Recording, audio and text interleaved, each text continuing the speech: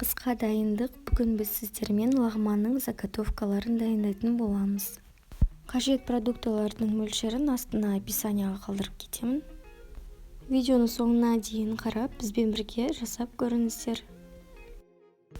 Бізде осындай әдемі, дәмді заготовка шықты.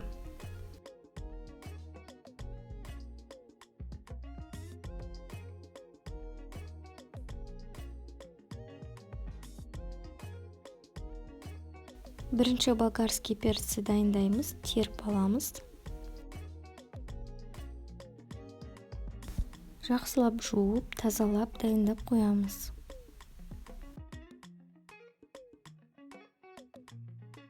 Сельдерей, жанду, пиязды дайындаймыз. 4 бас чеснок қажет болады. Перецтеріміз дайын, енді турауға қалды. Помидорларды күштілеп жуамыз. Жуып болған соң осылай етіп тураймыз, мясировкадан өткізу үшін. Томатный согын қолданатын боламыз.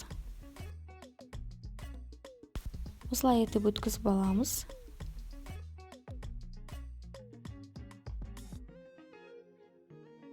Болгарскийді осылай тураймыз.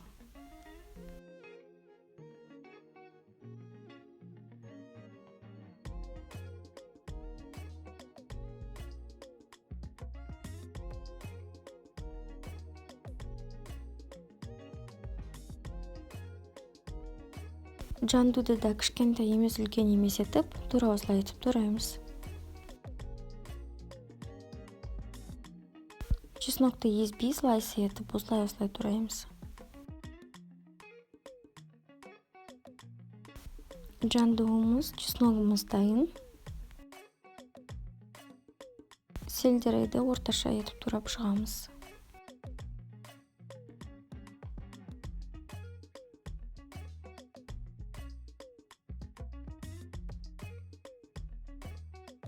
Бәрін дайындап болдық, енді отымызды жағып, қазанымызды дайындаймыз. Примерно 200-300 граммдай майға пиязды қуырып аламыз бірінші. Кішкене қуырылған соң томатный сокты саламыз.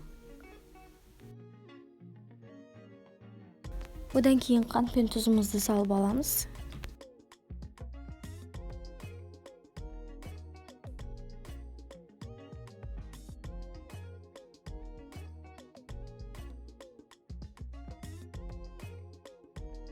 Сосын уксусты құямыз.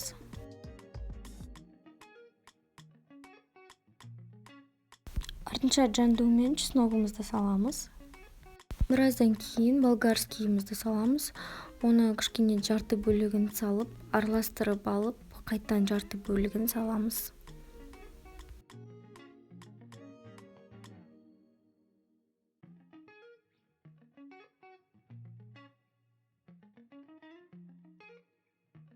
Артынша сельдерейді саламыз.